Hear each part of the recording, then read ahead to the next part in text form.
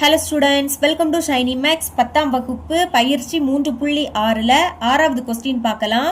இங்கே ஏபி கொடுத்துருக்காங்க. எனில் a plus b whole square கூட்டல் a minus b whole square divided by a வகுத்தல் b is equal to 2 into x square கூட்டல் 1 by X into X கூட்டல் 1 whole square என நிரூபிக்க. அதாவது இங்கே இடது பக்கத்தை சுருக்கி வலது பக்கத்தில் இருக்கக்கூடிய ஆன்சரை கொண்டு வர போகிறோம். ஓகேங்களா? இடது பக்கத்தில் இருக்கிறத அப்படியே எடுத்து எழுதிக்கலாம். LHS அப்படின்னு எழுதிக்கிட்டு இடது பக்கத்தில் இருக்கிறத எடுத்து எழுதிக்கோங்க. a கூட்டல் b ஹோல் ஸ்கொயர் சென்டரில் ப்ளஸ்ஸா, அப்புறம் a minus b whole square divided by பைக்கு கீழே என்னது இருக்கு? a வகுத்தல் b.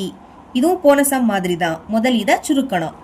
இது இப்போ ஃபார்முலா. இதுக்கு முன்னாடி இதை ஸ்மால் லெட்டரில் பார்த்துருப்போம். இங்கே கேபிட்டல் லெட்டரில் கொடுத்துருக்காங்க. a கூட்டல் b ஹோல் ஸ்கொயர். இதோட விரிவாக்கம் a ஸ்கொயர் கூட்டல் 2 into ab plus b square.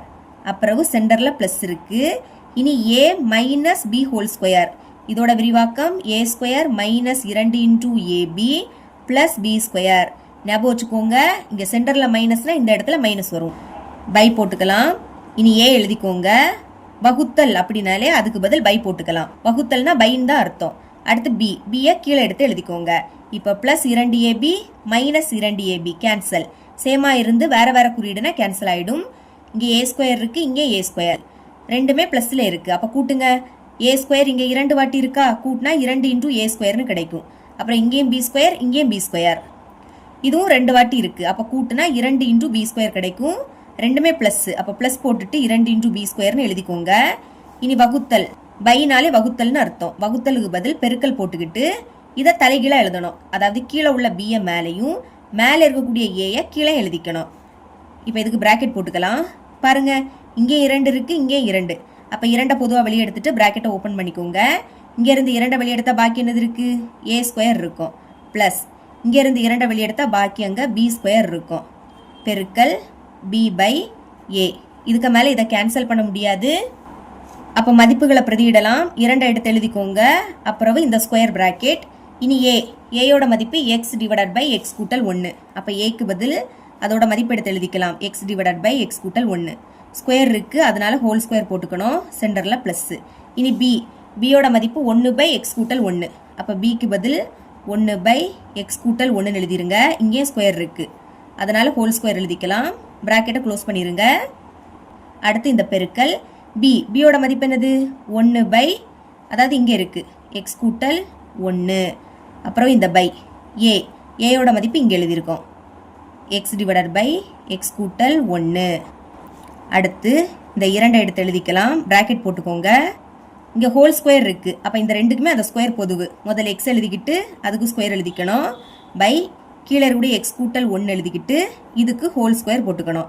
சென்டரில் ப்ளஸ்ஸா, இங்கே ஹோல் ஸ்கொயர் இருக்குது. அப்போ 1 எழுதி அதுக்கும் ஸ்கொயர் போட்டுருங்க. பைக்கு கீழே எக்ஸ் கூட்டல் 1 இருக்குது. இதுக்கு ஹோல் ஸ்கொயர் போட்டுக்கோங்க. பிராக்கெட்டை க்ளோஸ் பண்ணிடலாம். இனி பெருக்கல். மேலே ஒரு பின்னம் இருக்கா? அதோட பகுதியில் எக்ஸ் கூட்டல் 1 இருக்குது. கீழே ஒரு பின்னம் இருக்குது.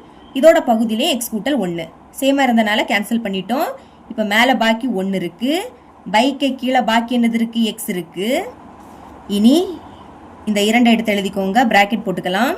இப்போ பகுதி சேம் ஆயிடுச்சு. இங்கே என்னது இருக்கோ அதுதான் இங்கேயும் இருக்குது. பகுதி சேமாக இருந்ததுன்னா அதை ஒரு வாட்டி எழுதிக்கணும். எக்ஸ் கூட்டல் 1 ஹோல் ஸ்கொயர் ஒரு வாட்டி எழுதியாச்சு. இனி மேலே உள்ளதை அப்படியே எடுத்து எழுதிக்கணும். இங்கே எக்ஸ் ஸ்கொயர் இருக்குது, சென்டரில் ப்ளஸ்ஸு. 1 ஸ்கொயரை எடுத்து எழுதிக்கோங்க. இல்லாட்டும் 1 ஸ்கொயரோட மதிப்பு என்னது? 1 தான்.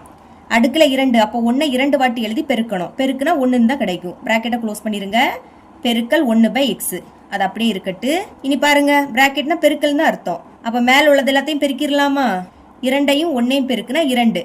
அதுக்கு கூட இதை பெருக்க போகிறோம். அப்போ எப்படி எழுதிக்கலாம்? 2 எடுத்து எழுதிருங்க. பிராக்கெட்டுக்குள்ளே இதை எடுத்து எழுதிக்கலாம். எக்ஸ் ஸ்கொயர் கூட்டல் 1 டிவைடட் பை, இனி கீழே இருக்கிறத பெருக்கலாம். எக்ஸையும் இதையும் பெருக்கணும். எக்ஸ் எழுதிருங்க.